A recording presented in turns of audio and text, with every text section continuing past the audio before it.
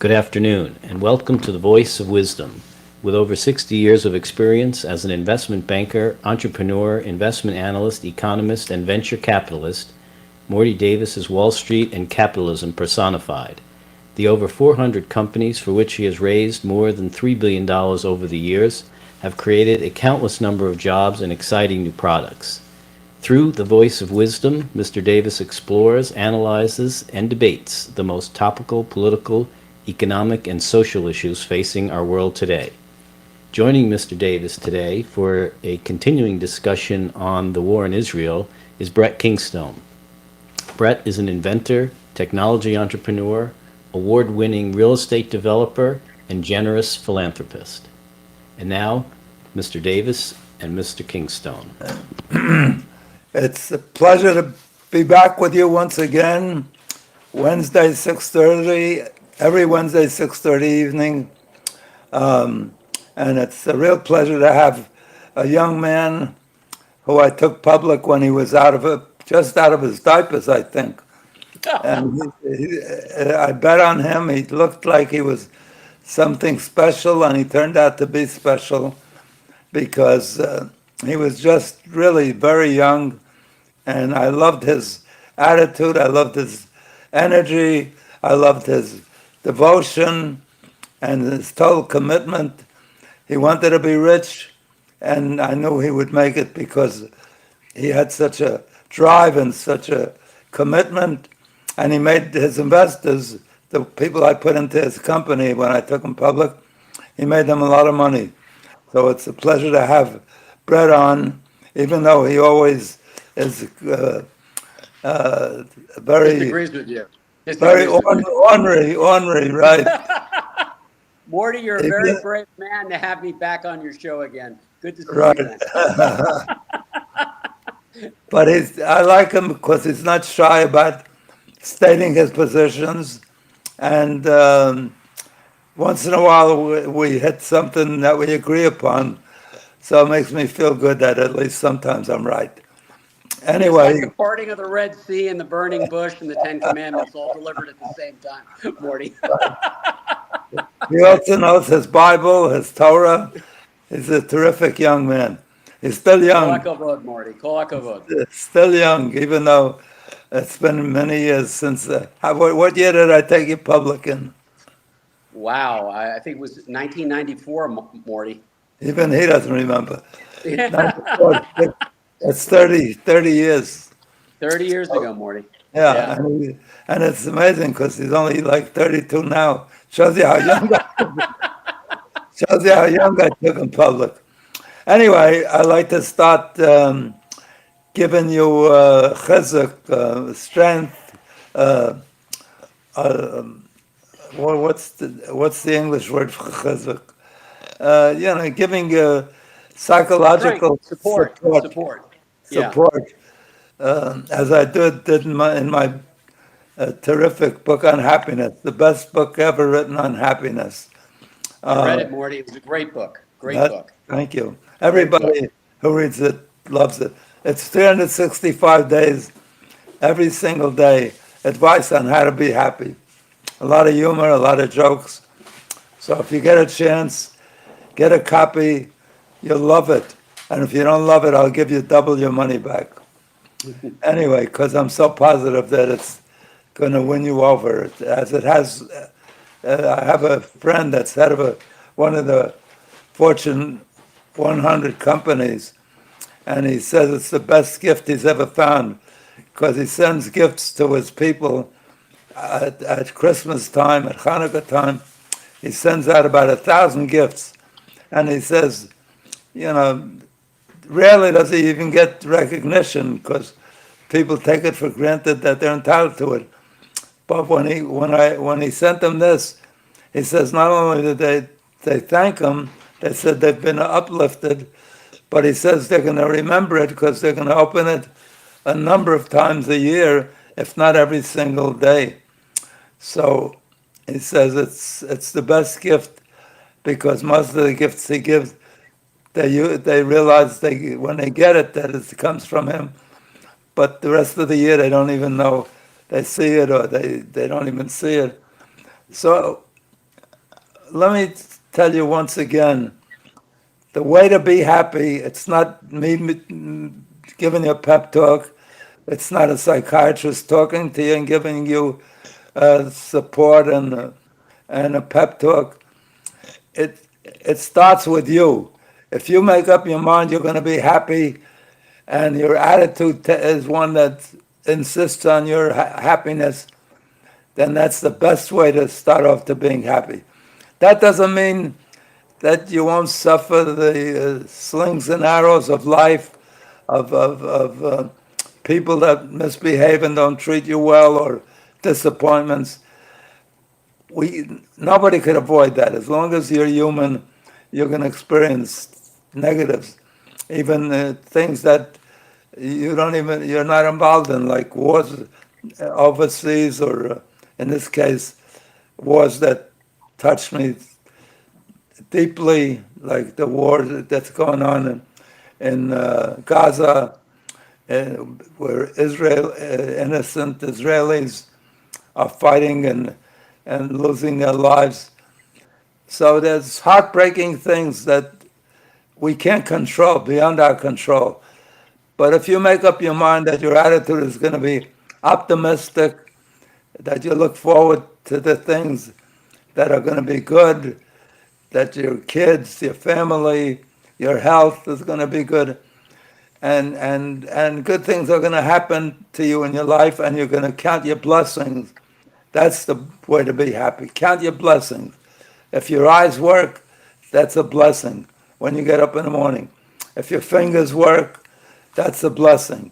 We take it for granted, but those are the blessings that are more important than if somebody gives you $1 billion, because if you don't have your eyes working, you can't see the beauty of nature or the color of different things in the world. It's easy, there's a song, the best things in life are free: the sun in the morning, the moon at night, the sand on the beach, and it goes on and on. And that's true. The things that really matter aren't the things that you can buy. The love of your children, the love of your friends. Having a good friend is probably the most important thing you could have in life. If you have one good friend, you're very blessed. If you have more than one good friend, you really are experiencing a miracle, because there's nothing that's more rewarding. Anyway, I won't go on about happiness, but I'm telling you, a good place to start is getting a copy of this book. It's called Happiness Guaranteed. See, Happiness Guaranteed?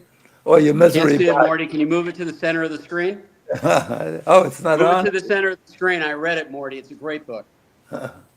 Move it to the center, right in front of your chest, so we'll be able to see it. There you go. There you go, Morty. That's it. And all I have to say to you is amen, Morty. I agree with you 100%. Happiness Guaranteed or Your Misery Back. Really, really, you're going to be more content and more rewarded from what I wrote and my brilliant daughter wrote in this masterpiece. It's the best book on happiness you can ever come by. Who was your co-author, Morty? Was it Rifki? Rookie, Rookie. Okay. my number two daughter. All right. Anyway, and she practices what she preaches, because she's the best person. She's doing charity all the time and doing events that help young people and old people and people in need. So that's the thing that makes her happy, and really it's the things that provides probably the most happiness, because of all the money I made and all the money I spent, the thing that made me happy was not buying an airplane or a yacht or some special vacation. The thing that's added the most to my happiness is the money I gave away, the charity, the philanthropy, to hospitals, to schools, to universities. to scholarships. I get letters all the time from students where I pay their first year scholarship at Mount Sinai Medical School. And there's nothing more rewarding than that. It's money I can't lose anymore. I gave it away, and all I do is get the dividends. The money that I still have, I still take risks. I still buy stocks. And once in a while they pay off. But they don't give me the kind of happiness that I get from seeing the joy that I provide to others and the rewards. Not only joy, but, in some cases, these medical students that I funded, they write me, I would have never been able to attend medical school if you didn't fund my startup at medical school. And they say the good they've done, the lives they've saved, all through just using whatever money I had in the right way. So that's true happiness. Try it, you'll see. Giving is better. I think it's the Christian Bible that said it's better to give than to receive. So I read that, and I'm always there to take, because I'm taking the worst part. I let other people give so I could receive. But it really is the better. It's good to receive because you're getting a gift and you're getting help. But there's no joy like giving. Anyway, enough lecturing about happiness. If I keep on doing that, I will make you miserable. Well, at 95, Morty, I got to hand it to you. You're 100 times more cognitive, and your memory is great, and you can recite the words from songs from decades ago, and your thoughts are right on point. You really should help Biden. I think he could use your assistance. Because at 95, you're 100 times sure. Brett, at this stage, I really do count my blessings. Every day that I get up, and I'm breathing, I say, "Oh, thank God." I'm not looking for a lot of assets. I'm looking for the one asset that counts, that I can still breathe and still enjoy my extended family, which, thank God, now exceeds 100 people, including 4 Unbelievable. daughters, 30 grandchildren, and about 70 great-grandchildren, and even Wow. 3 great-great-grandchildren. There's nothing more rewarding than that, and there's nothing more aggravating than that as well. No asset, every asset has a price, because since they're little, I get stitches at the local hospital, over 100 stitches. I get them discounted. I get them wholesale, because even when they were little, I came home. One kid was 2 years old, ran into the stool at the piano stool, and inevitably, I had a lot of grandsons, so I came home and they split their head open playing football, or they were doing these tricks on skates that you risk your life, you bang your head. So, and if you have that many, my wife used to suffer. She loved her kids. I lost my wife about 3 years ago now, but she was dedicated to her children, to making the best of her offspring. She was so talented, she could have been bigger than anybody in Hollywood and more beautiful than most everybody in Hollywood.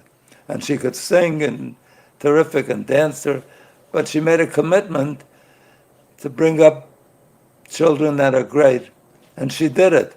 And that's much more rewarding than being a superstar in Hollywood. Look at somebody like Marilyn Monroe. You couldn't be bigger or more beloved, and yet she committed suicide. Because even if you're great, as you get older, you lose all the following. You're not as beautiful anymore. You can't do the things that made you. So it's nice that you have a good career, but the career that my wife had till the day she died, and even beyond. As she's watching from above, she's still deriving a great pride and rewards. In Hebrew, it's called nachas. There's no equivalent word in the English language to nachas. It means all the things you want from your kids, that they do well, that they grow well, that they stay healthy. There's no word like nachas, pride and joy, and she got all that, and I still get that, all of that, as well as the burdens. Once in a while, they have some problems that the family has to deal with, but that's what life is about, dealing with the problems. If you do what the Chinese do, they talk about not failure, but disappointment, or what's the word?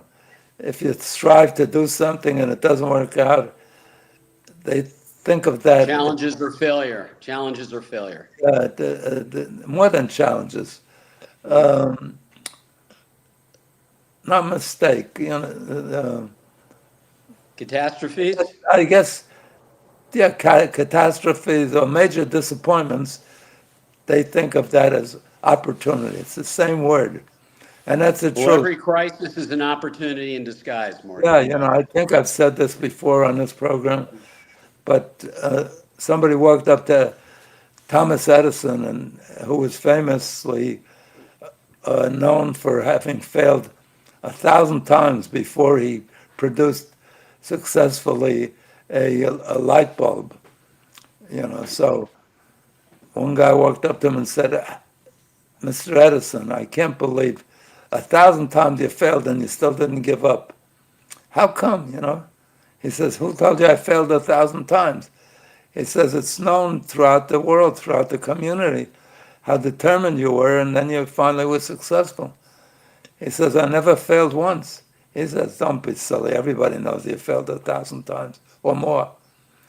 He said, "No, never failed once. 1,000 times I succeeded in finding out what didn't work. And each time I failed, I got closer to the ultimate success that I was looking for." So that's the key.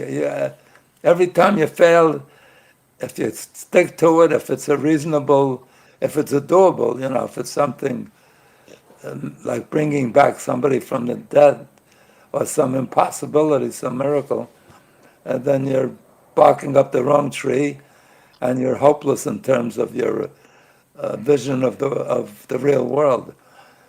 But if you keep on plodding on something, if you're determined to make it go, stick to it, and it'll bring you the rewards that you're looking for, even more than you're looking for. Because it's when you hit that level, if you choose something that you love, as Mark Twain said so brilliantly, he said, "If you love what you do, you never work a day in your life, because you look forward to going to work." When I used to go to work on raising money and supporting companies and producing jobs, I loved it. I couldn't go in early enough and I couldn't stay late enough. And the other people, I have friends that I went to school with, one of them who was supported by his father-in-law and gave him a position. He was miserable because he never got a chance to express his own. He came to see me to try to get backing so he could do something on his own. And those kind of guys, he goes in 9 o'clock in the morning, that's when his time starts, and all day long he's looking at the clock, is it 5 o'clock yet? Because he gets no joy out of his work. He doesn't get a chance to express his initiative, his creativity, his originality. So if you love what you do, it's the best. When I talk to my new son-in-laws or new daughter-in-laws, or earlier on when I spoke to my children, I said, find something you love and then make that your career. Even if you got to delay your education and take subjects that prepare you for that, find something you love and pursue that, and that'll make for a happy life. Unless you got a lousy mate, soulmate, that, that, that can ruin anything. The war for divorce, over divorce, has made a lot of happy miserable. Not only that, it's made them broke too. So it adds to their misery. Divorce settlements can be very burdensome and fight over the kids. When I used to, might have got divorced too, but we fought over the kids. I said to my wife, "You take them," and she said, "I take them." So we could never get it done. But anyway, let's talk about what's going on in the world, because that's something that can be very depressing and intrude on your happiness. And what's going on in Gaza, in a territory that the Israeli government turned over to the Arabs at a great price to their own people, because there were Israeli settlers that lived in Gaza and had good businesses. They grew terrific agricultural products. What do they call it? The hot houses? Greenhouses. Greenhouses? Yep. They had greenhouses because the weather wasn't always what they needed to grow these plants, and they were very successful. And they Then turned Hamas over, moved in and they turned it into ammunition plants, they and turned bomb over, making they facilities. turned, Yeah. they they thought they were turning over, you know, a job producing and business income producing assets to the Palestinians that came in to replace them. And I had friends, Jewish friends, that turned over $10 million to these people, these new entries, these new immigrants, Palestinians, to launch them in a new land and to ensure their success so they wouldn't be troublemakers. And within a few years, the 10 million was gone, and that was a lot of money at that time. This goes back a lot of years. Still a lot of money today, but it was a lot more then. And they blew the money, and they destroyed the greenhouses. It was heartbreaking. And look what we have today in Gaza. And in order to turn over that land and those assets to the Palestinians, Israel had to actually send the Israeli army in, to move the Israeli inhabitants out. Settlers. The settlers, yeah. Inhabitants. I don't know what settlers. Settlers has come to mean a negative thing by virtue of the Palestinian definitions. If people move in and develop the territory, you have to remember when in '48, when Israel was determined by the UN to become a state, certified, authorized, legislated, voted to become a state, a tiny piece of land. It was essentially more desert and more decrepit than a really valuable piece of land. It's not till the Israelis got in there and used their wisdom and their dedication and their talent. I was once in China. I took two Jewish girls public who built hospitals in China, the top hospitals. After a while, you could only go if the president of the United States or president or king of another country came to China, the only hospitals they could go to was the military hospitals, which were first class.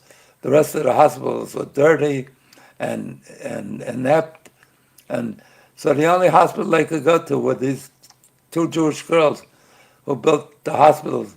Initially, they built it for the the expats, the ones who came from to live there or work there from England, from New Zealand, from Australia, from the United States, as they were. They built it because they were young, and they and their friends were having babies, and they were poorly served, so they used to go back to New Zealand or to the States, and they built that as a like a clinic, first class, first rate, clean, the best care you could get. And out of that effort, they grew it into top hospitals throughout China. But initially in Beijing, they even won an award from the American State Department. Colin Powell brought him to the State Department and gave him an award. The State Department used to give an award every year. I don't know if they still do. Every year to a top small company that makes a big business, a big impact on the country they're positive impact on the country they're in, and a large company. The year they were awarded the prize for small company, the large company that was awarded the prize at the same time was Coca-Cola. And 50, 60 different countries and their ambassadors proposed these different countries, and these two, the Coca-Cola and Chindex, it was called. Chindex were the winners, and they even, at those days, developed closed circuit television to show their employees back home that they were being honored by the State Department. So they did wonderful work and enhanced the reputation of the Jews in Beijing and by their work. And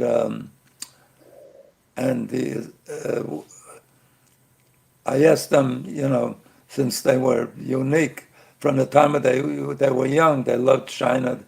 They majored in Chinese. They spoke the language. They went to Columbia and majored in everything Chinese. And then afterwards, they worked in China, and then I took them public. They had developed a great small company, and with the financing I provided to them, they just sold a company I raised about 10 or 12 million dollars for them. They sold the company for over $600 million a few years ago to the Chinese health industry. And they stayed on as partners, so they didn't sell 100%. But I asked them, do you ever, on Passover, do you ever have a chance to invite Jewish people in Beijing to your seders, to your ceremonies that we have on Passover? And they said, oh yeah, last Passover we had over 100 guests for the Seder, for the 2 nights, the 2 celebratory nights.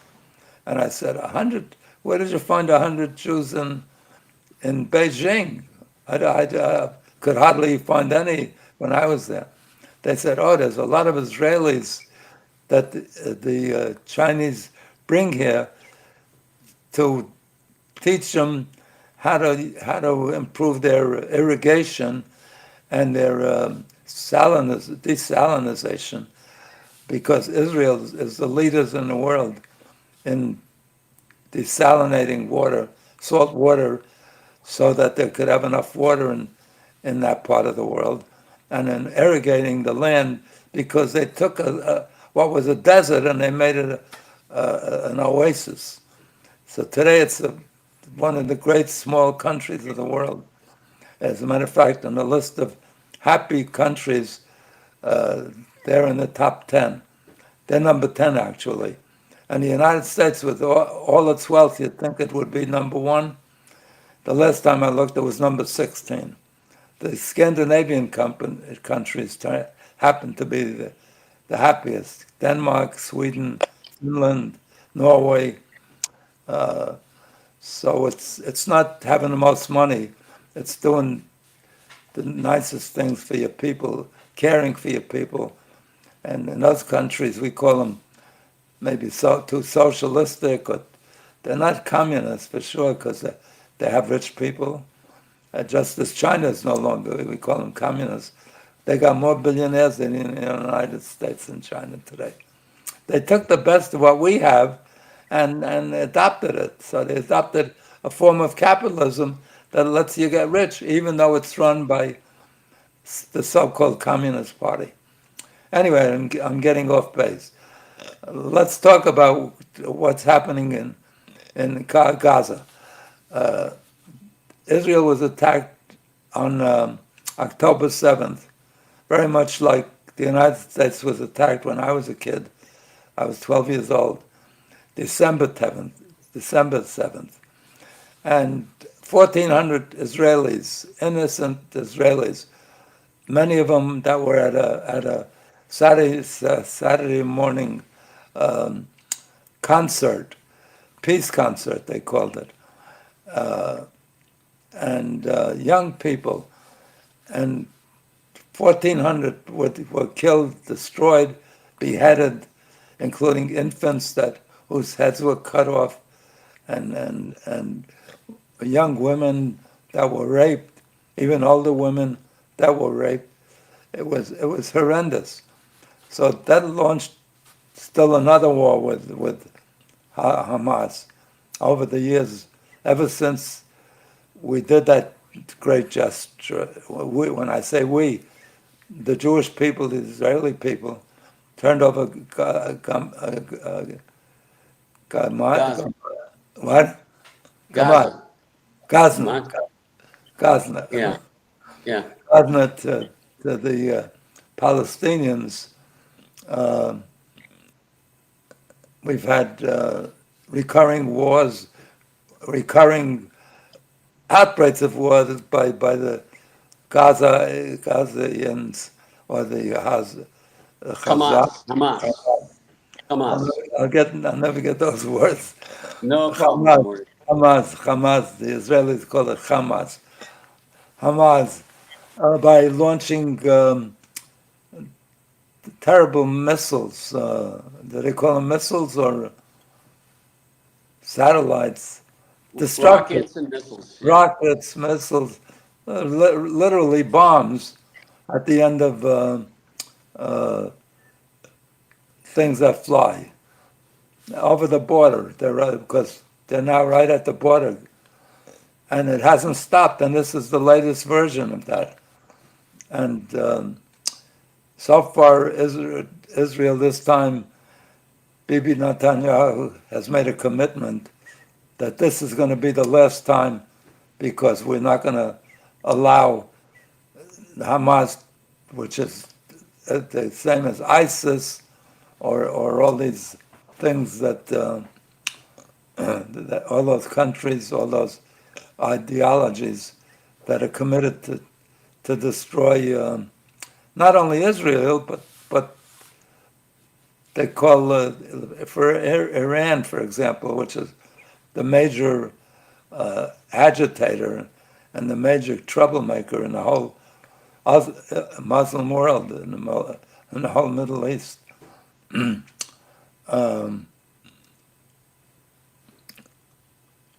They call Israel. Iran calls Israel the Little Satan. little Satan. That was the And word. the U.S. they call the Great Satan. I was looking for a word, little. Even that word I can't come Little by. Satan and the Great Little Satan. And the United States, the great Satan. So Don't worry, want Morty. You're still doing a lot better than Biden. I'm telling you. Anyway, so that determined, they're committed to destroy Israel. They say it in their documents. Hamas says in their documents that their goal is to wipe out Israel and in fact, the Jewish people. And Iran said the same thing. If they ever got the atom bomb, they need the atom bomb because they would wipe out this little Satan. So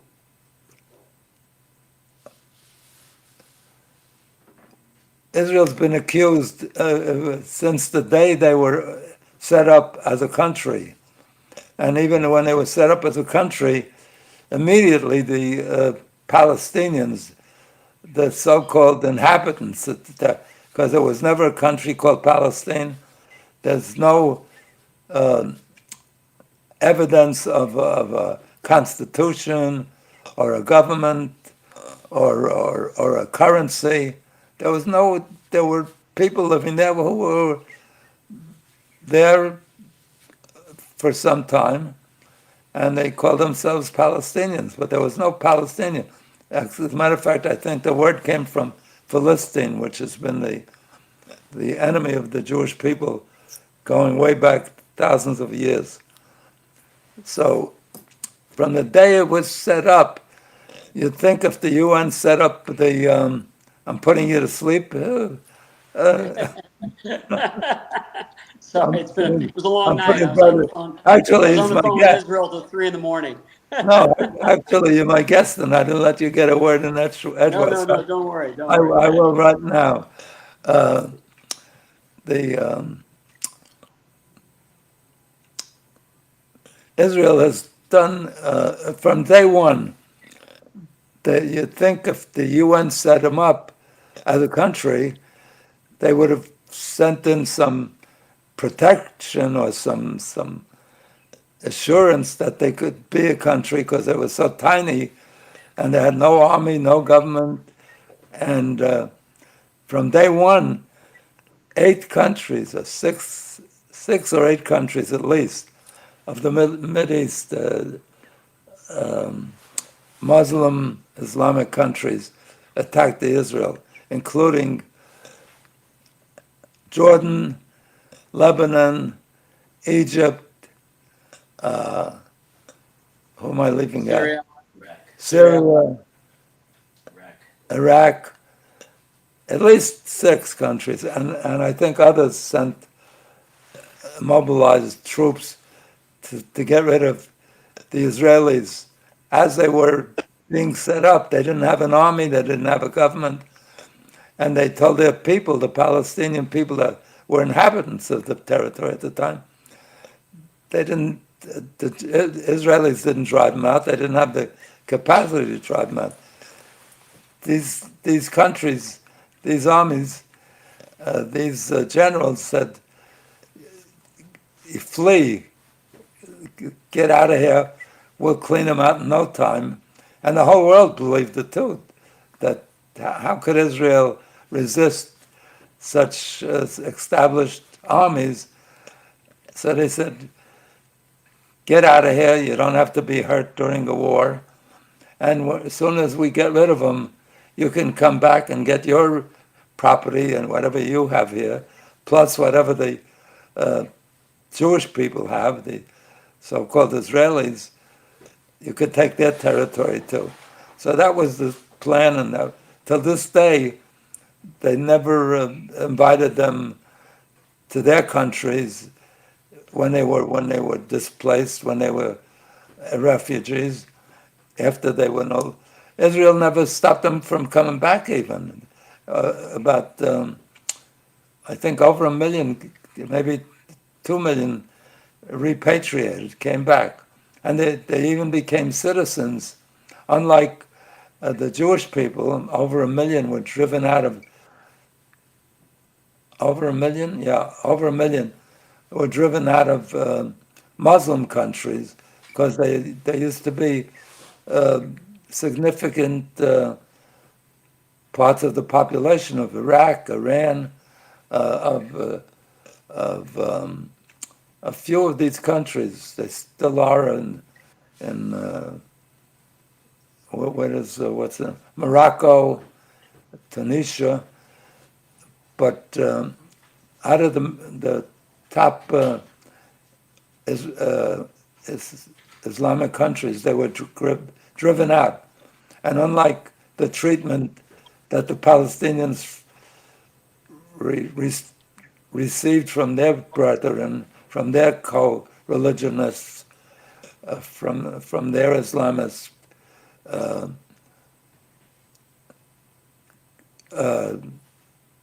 country in the Middle East, they were never invited in.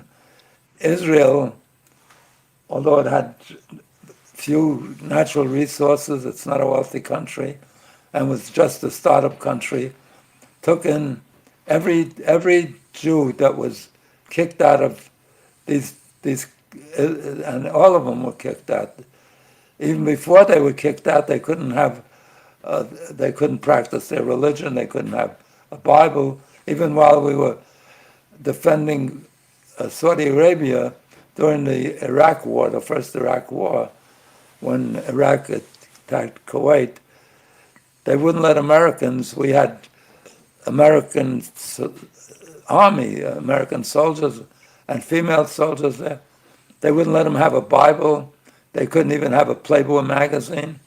The women that were serving in the U.S. Army couldn't drive. They couldn't drive unless they had a male driver in the car.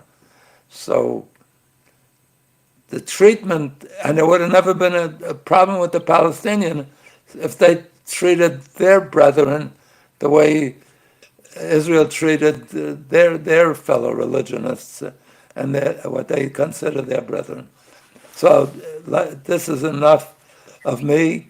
You had enough of me. I want to make you happy and let Brett talk. And as this war is going on now, and the Israeli government has committed this time it's not going to happen again, that will make peace with them and they'll violate it and we'll have these kind of random killings, 1,400 innocent people.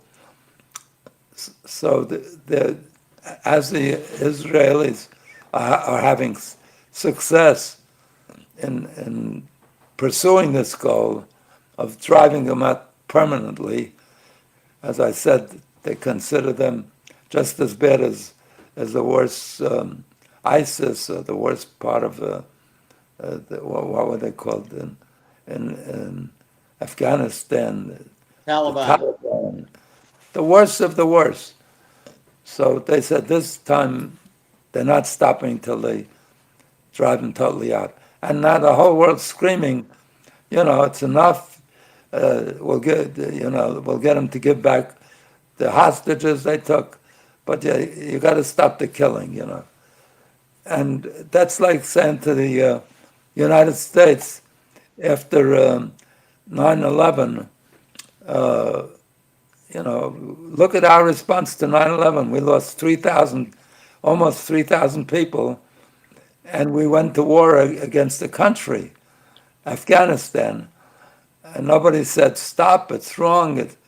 And Israel lost the equivalent proportionately based on the size of their population, the equivalent of 50,000 versus our 3,000. And they never said to the United States, I didn't hear anybody say, cease, stop, make peace. And certainly, as I said, when I was 12 years old, when the Japanese bombed Pearl Harbor, we went to war against the Japanese and even the Germans after that. And nobody said stop. We went to total war. So as Hillary Clinton, who finally stood up like a real man or a real woman and said, don't make peace, that'll be the end.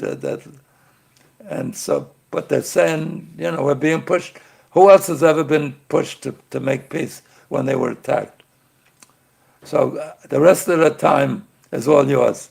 I've monopolized enough of it. Well, Go Morty, ahead. you have a number of your questions on the sheet in front of you. I think the first one is, should Israel modify the way it's approaching its war to Hamas? Should the U.S. get involved in the conflict? And my answer is no. Would the Um, U.S. It starts after would the U.S. have agreed to a ceasefire after Pearl Harbor? Would the U.S. no, have agreed absolutely not. to Absolutely not. a Yeah. ceasefire after 9/11? And then This is how this well has President this is a Biden and his time for war. administration been handling the U.S. reaction to the Hamas attack? How would Donald Trump have done differently? So, Morty, I want to be very blunt. If Donald Trump was president, the Russians would have never invaded Ukraine, and the Iranians would never have had the money to support Hamas's efforts to invade Israel. Uh, there's the key reason that both these invasions and both these wars occurred are the same. They think Biden's weak and a feckless leader. They don't fear Biden. They disrespect Biden. Trump, they fear and they respect. And quite frankly, I really do believe Trump when he said that if he would meet Vladimir Putin in Geneva in one day, he'd be able to settle this thing. It is absolutely outrageous, our foreign policy. Both Obama and Biden gave tens of billions of dollars to the Iranians. And what do you think they did with the money? Well, you saw what happened on October 7th. That's exactly what they did with the money. And we should have known better. Biden also lifted all the sanctions for oil exportation from Iran that Donald Trump put in place. What do you think they did in the money? Those missiles that the Houthis are shooting at American soldiers. That's what they did with the money. You're So for the saying first time, Morty, we're in agreement. I see you nodding your head. no, let me get it clear. You're saying that this event that Hamas launched on October 7th was inspired and supported and And actually funded by funded Iran, by the Iran. Islamic Republic of Right. Iran. And I think you and I on this issue are in 100% agreement. Wars are the result of failed diplomacy. And usually, bullies and dictators take advantage of weak leadership. When they see somebody they think they can punch in the nose and run away, they're going to do it. When they try to punch somebody in the nose that they know is going to punch back, they don't. It's as simple as that, Morty.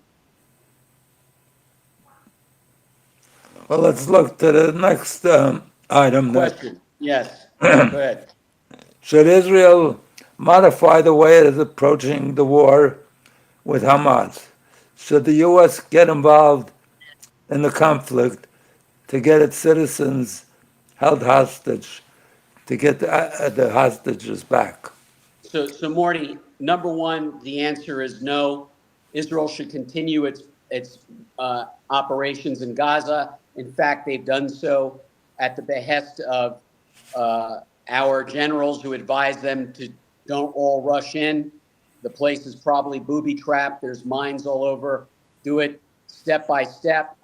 Be deliberate. Don't rush in. Make sure you get your intelligence properly. Now, on the second question, as you know, I'm co-chairman of the U.S. Navy SEAL Legacy Foundation. I'm a very big contributor to them, and I've also been a very big contributor over the past 10 years to the Atalef Foundation, the Israeli Navy SEAL Foundation. And I happen to know that right now the U.S. is already involved. U.S. Navy SEALs are working side by side with Israeli Navy SEALs, Shin Bet, and Mossad operatives to determine exactly where our hostages, and when I say our, I'm saying U.S. hostages and the Israeli hostages are. And I think it's an act of war and outrageous that they would murder American citizens and take them hostage. But I don't think the U.S. should get involved. I don't want to see American soldiers' boots on the ground. The Israelis are quite capable of doing the job. We should continue to support them financially, with ammunition, with an additional Iron Dome that they're sending out already. And I tell you one thing, as much as I criticize Biden, I don't know whether it's him or its cabinet is giving him good advice, but he is supporting Israel in the proper way at this point. And I do want to give credit where credit is due. But no, I don't want to see any more U.S. soldiers killed, such as the 300 we lost in the barracks in Lebanon when Hezbollah blew up the barracks. What I do want to see, a couple of cruise missiles being launched by U.S. carriers at all the bases of Hezbollah, especially the ones that murdered our Marines? Interestingly, just before I came onto the program tonight, I was watching either Fox or MSNBC, and they pointed out on this program that the United States has troops that are stationed throughout the Mideast have been attacked 28 times since the Correct. beginning, since October That's 7th. correct. And at some juncture, that's clearly inspired by Iran. At some juncture, if this keeps up, I don't know how we just turn the other cheek and let it. I had no idea that they were attacking We don't, Morty. American soldiers. We don't. You know, Morty, back in, I think it was 2008, we destroyed half the Iranian Navy for actions that were far less determined and resulted in far less casualties than what has happened recently. We have several of our soldiers at the bases that have traumatic brain injuries as a result of those attacks. We have our boys, American soldiers, severely wounded. Okay? I don't want to see World War III. I don't think anybody does. But I think wars are only escalated when dictators think the other side is weak. Wars get ended very quickly when people realize that the costs of their aggressions are going to be completely unimaginable and untenable. But I would tell you something, that if we took out the Ayatollahs in Iran, we would be doing the Iranian people a favor. Because when I was at Stanford, I had many Iranian classmates. They were wonderful people. Anush Alamzad, I went to his wedding. It was a beautiful Persian wedding held in Palo Alto. Wonderful people, wonderful food, wonderful culture. But the majority of Iranians are kept prisoners in their own country by these terrible mullahs who think shooting teenagers in the street is a great idea. They don't have freedom of speech. They don't have freedom of anything. And if we could do something tactical in conjunction with the Israeli Navy SEALs and the Shin Bet and the Mossad, where we can take out these dictators in Iran and turn the country back to the Iranian people, Iran can once again become one of the greatest allies in the Mideast, not only of Israel, but of the United States. Remember, when the Shah of Iran was in power, he was one of the greatest allies of the United States and a supporter of Israel. And now, I'll tell you, taking out their leadership would be a great thing. I don't want to see Iran bombed into smithereens. I don't want to see their cities turned to rubble. They have good people there. We would be doing the Iranian citizens a favor if we could give them their country back. And by the way, again, talking about feckless leadership, Jimmy Carter allowed the Ayatollah to take over that country. Forgive me, but there's no other way to explain it. Carter was the biggest schmuck that ever was in the office. He's only maybe a close second to Biden and Obama. But I must tell you this. Our failed policy created the despots who are running Iran right now. The Iranians mistreat their people horribly because only recently Correct. There was a young woman who exposed maybe part of her legs or something, and the security, what do they call them? They beat her to death. The police. Shabak. The Shabak. Yeah, Yeah, they beat her to death. They beat her to death. What is it? The not security police, the religious police. The religious police. The morality police. Yeah. Beat her to death. There's no morality in the leadership in Iran. And I'm saying, but they beat her. They beat her to death. They beat her without a trial, without anything. So I'll tell you a side story that is very interesting. I had a guy that I appointed president of one of my companies, and he was a Harvard graduate, supposedly very brilliant, certainly very articulate. And one time he comes over to me during the time when the Khomeini was in Paris. And he said, you know, Morty, the State Department, I used to be with the State Department, and they're calling me and they're seeking my input, my advice on what they should do with the Khomeini who wants to leave Paris and come to Iran. So I told him, Alan, just tell him to kill him. He Kill said, him, oh, yeah. So he says, you're so stupid. I said, why? He says, if you kill him, you make him a martyr. I said, Alan, it's better to have a dead martyr than a live troublemaker. There you go. And that's the... Morty, was that Hushang Ansari by any chance? Hushang? No, Friend? Yeah. Hushang was in love with the Shah. He was his number two man. No. He was the head Hushang Ansari would have said the same thing you did.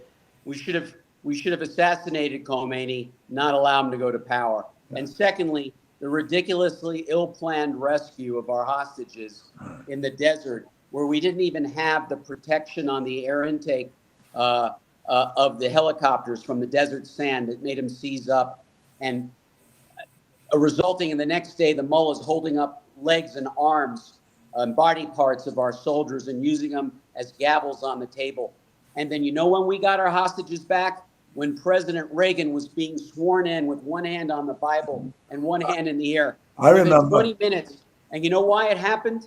Because he said to the Ayatollahs, he says, if the hostages are not released, my first act of president will be to bomb you in the Stone Age. He says, within 20 minutes of my hand leaving the Bible after my inauguration, if you don't release our hostages, I will bomb you into the Stone Age. And guess what, Morty? Within 20 minutes of his inauguration, they were loading. They couldn't get them on the plane fast enough.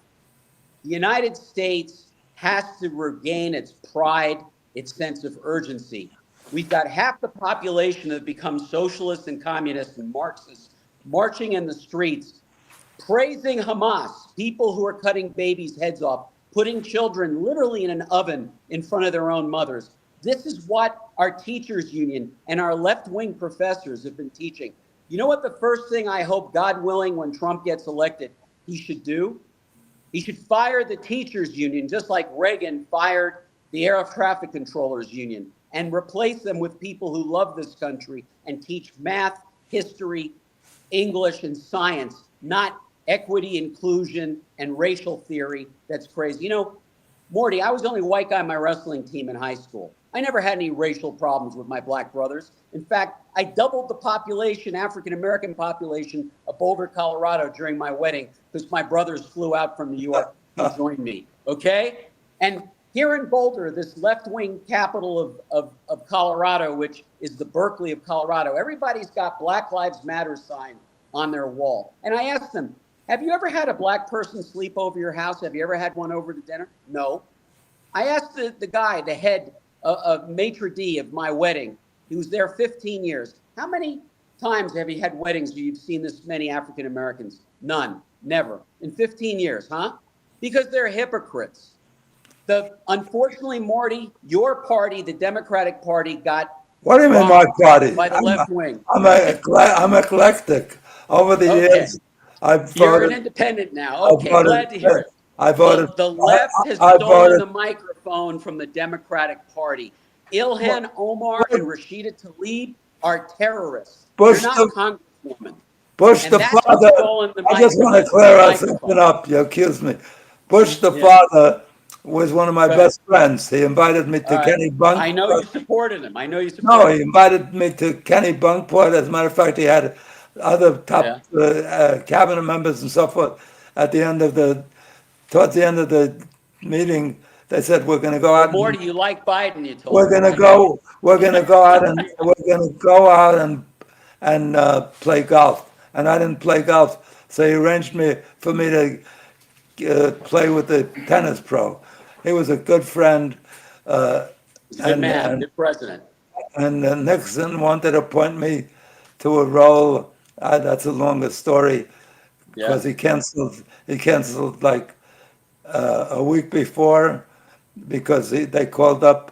I waited like 3 months to go to the White House to meet with him, and then they called up. They said the president asked us to postpone temporarily the meeting with you. And I would have changed my career because I was wealthier then than I ever was Yep. subsequent thereto.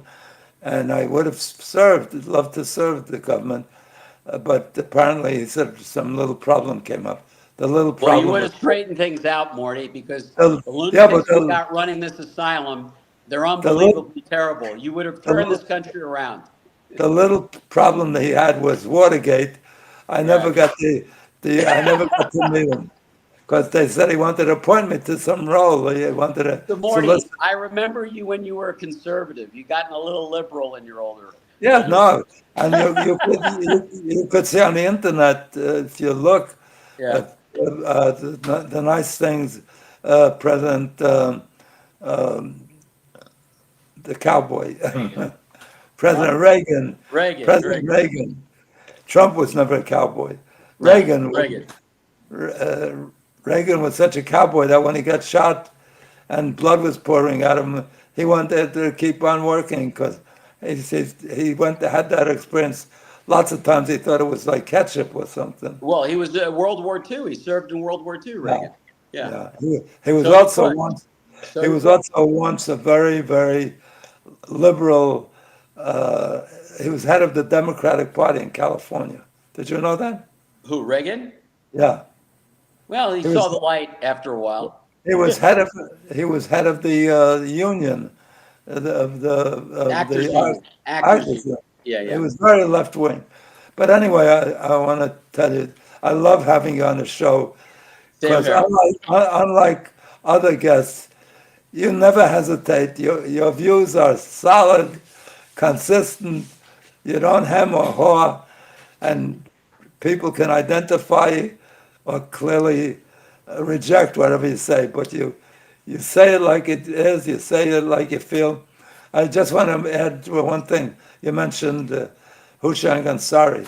He's Yeah. one of my best, till this day, he's one of my best friends, one of the greatest guys. He's a great man. Great He's a man. great capitalist, And a and great, God willing, we supporter. take out the mullahs. We should put Hussein Ansari as president of Iran. He would Well, be great. He would know how to run the country. well, he's even older than, he would be great, but he's even older than Trump It's okay. Look and how great you are at 95. He'll still do his job. No problem. I think he's a year older or something than I am. Yeah. He is great still.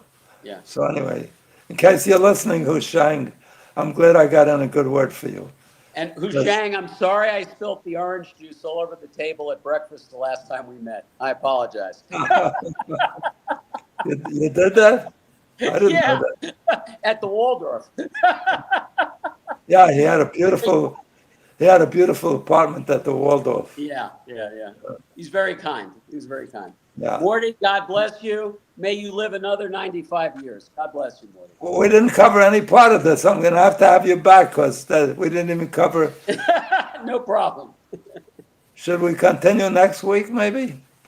You set it up with Leonard, and I'll do whatever Leonard tells me. Okay, because I think we just touched a little bit of it, and it's still going on. I'm sure there won't be peace by next week, so we'll still have the same subject. Yeah, but Morty, I think what you said about happiness was very important because in troubled times like this, some of the things you said can bring people back to reality and what's important in life. So I don't think we wasted any time. I don't mind that you engaged in a long discussion on that subject because, quite frankly, I think that's just as important as talking about how we should deal with these terrorists. Because at the end of the day, ultimately, we have to find happiness within ourselves, and I agree with you. Well, your being on my program, on my podcast, shows exactly what I said. Having you as a friend, that's more valuable than all the money I got. Even though we don't agree, but we Yeah. could agree to disagree and love each other still. Well, So Morty, I have to tell you a little joke. I respect your opinion, even though at times it's diametrically opposed to mine. And Morty, I'll tell you a little joke. So Yeah. I was broke when I met you. I just started in my little garage, didn't have much of anything, just an idea and a lot of energy and enthusiasm.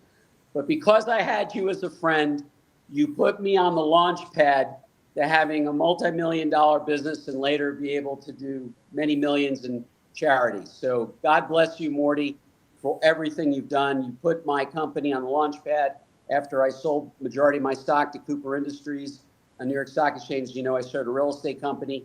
But basically, everything I learned in business, I learned from you. And I'm very grateful for that, Morty. Thank you. Thank you for that compliment, but I know that it was your internal being, your drive, I recognize that in you, because you were still young and you had no resume to endorse what I did for you.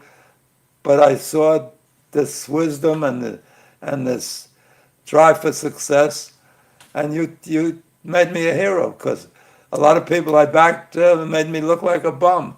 I was only as smart as I was only as smart as the guy that I backed. Did we lose? His picture is no longer on the screen. Brett, come back. All is forgiven. Anyway, Brett, I love you. Have a great week. And to all my listeners, thank you for joining in. Have a great week. God bless you. I hope every day of your life is better than the day before until you're 120. Then I'll negotiate for more